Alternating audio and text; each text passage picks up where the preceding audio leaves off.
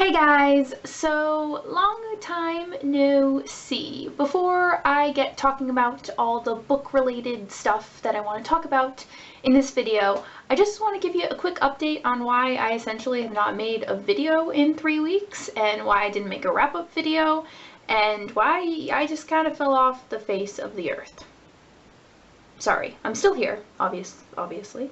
But honestly, it's just been midterms week. It's been kind of crazy, and because I'm studying with French students and all the classes are in French, you know, the French students might only have to study for like 2 hours for a midterm, while I have to study for like 17 just to like understand the bare basics of it.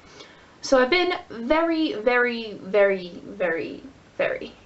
busy. So I apologize. And I haven't had a lot of time for reading either, which is why I didn't do a wrap-up video, because I made absolutely no progress whatsoever. So those are my excuses. I'm sorry, but I'm back now. All of that is pretty much over. So yay, more videos! And one of the videos I'm currently making, or in the process of getting ready, is my Q&A video, which I promised to do super long time ago, but then I reopened it because a lot of people were asking me questions about study abroad, and I just figured it'd be a good opportunity for you to ask me questions about that specifically, but also to just, you know, ask me regular Q&A questions. So I will leave the link to that video down below. Please just ask me whatever you want. I seriously really don't care, so just go for it, and hopefully I can get that to you guys in a couple weeks.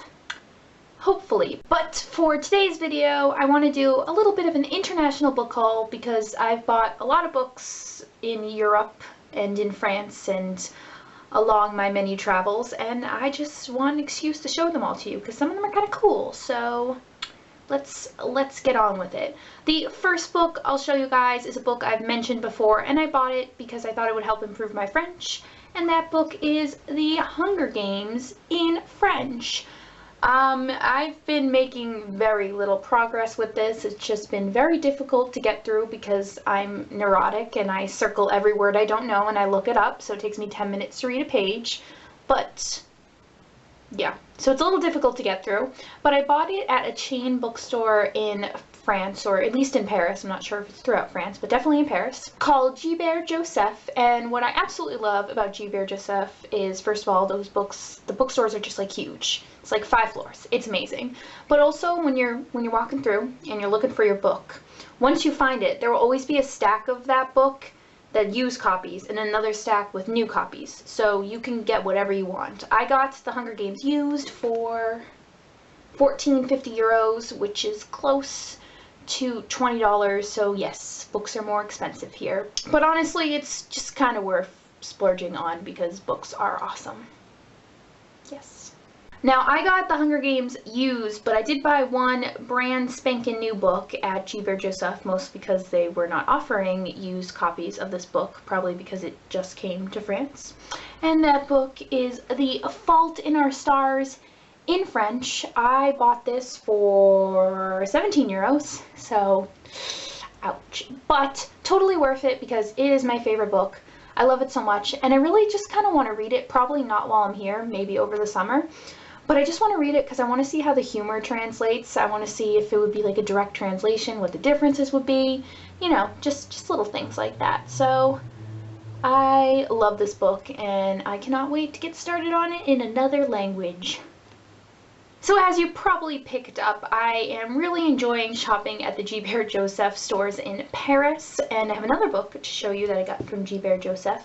I got Notre Dame de Paris, which is essentially The Hunchback of Notre Dame, by Victor Hugo. I got this because Victor Hugo's house is in France, and I went there, and I was really in a Victor Hugo mood, I guess. So I went to a bookstore, and I got a copy of one of his most famous classics. I got this for 2.30 euros used, so I mean, like, the American brand or the from America things are always more expensive, like The Hunger Games and The Fault in Our Stars, but they just give away the classics, like, they're like for free. They were practically begging me to take it, so I got it.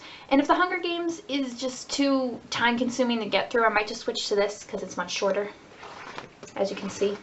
And I think there's some like help tips in the book somewhere, or like translation things. I don't know. I just feel like it might be a little easier, but we'll see.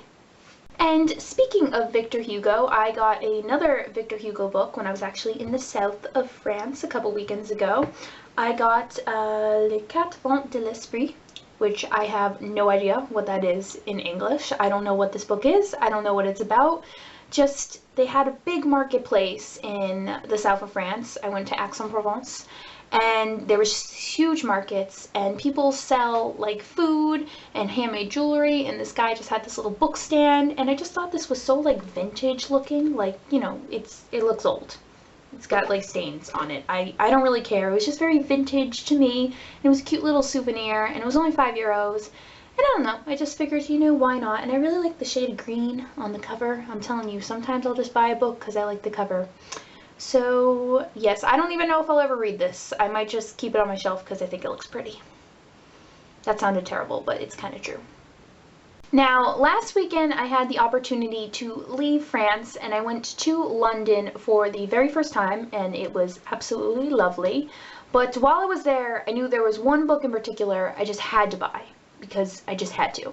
And that book was Harry Potter and the Philosopher's Stone, because if you're from the States, you know that it's all known as Harry Potter and the Sorcerer's Stone. So I thought that this was just like a really good souvenir to have, because it's probably a little bit more difficult to get back home. So I was like, I'm just gonna get it, because it's just so Londony and British. And I mean, I kind of had to go to London and get Harry Potter, who the whole story takes place in London. It was just very Londony. So I splurged on a copy of this, and I also actually got 2 other copies that I'll show you. They're gifts from my sisters, so if my sisters are watching right now, you know, like, close your eyes or walk away for the next, like, 30 seconds. But I want to show them off because they're very pretty. You can get this copy of Harry Potter and the Philosopher's Stone, which I just think is so bright and colorful, and I really like it. Or you could get this copy of Harry Potter and the Philosopher's Stone, which I just thought was very artsy and classy. So you can get a lot of copies in London, and I definitely took advantage of that, as you can see. Now, some of you probably know this, but while you're in London, you can do the Harry Potter studio tour, which is essentially, you pay like £30 and you have access to just like walking around all the sets of Harry Potter. I was in the Great Hall, I was in Dumbledore's office, I saw all the things, just all the props, all the everythings, and it was amazing. And of course, no tour ends without a gift shop, so I had to get a little souvenir, and I got a copy of The Tales of Beedle the Bard, because I really just like the story of the 3 brothers and the Deathly Hallows. I don't know why, just sometimes little details or little snippets of movies and books just really appeal to me, and I just thought it was a really creative story, and that story is in here. So I just kind of decided this would be a good souvenir to remember my visit to Harry Potter and all his sets and all the wonders by. And I think it's just so pretty. Like, I just think this is the prettiest cover of a book ever. It's just, I really like this. So, and the last book I'm going to show you guys is not really even a book, but I just want to show it off because I think it's really pretty. I've used pretty a lot in this video, but it's pretty. So I got this journal at a marketplace in London. I think it just screams London. It's like beautifully bound. Comes with a little lock. You open it, oh my god, and all these blank pages you can just write my stuff into. Got it for £10, so it's like $17 US, but totally worth it. I think it's gorgeous. So as you can see, I bought lots of books to read and a book that I can write in. So I think this was a pretty productive book haul. I hope it was productive for you guys too. Sorry if I bored you. So that is pretty much it for this video. Like I said earlier, please go check out my Q&A video, which I will leave the link to down below, and go ask me questions about anything. I don't care. Whatever. And yeah, I think that is it. So as always, thank you guys for watching, and I will see you soon. Bye!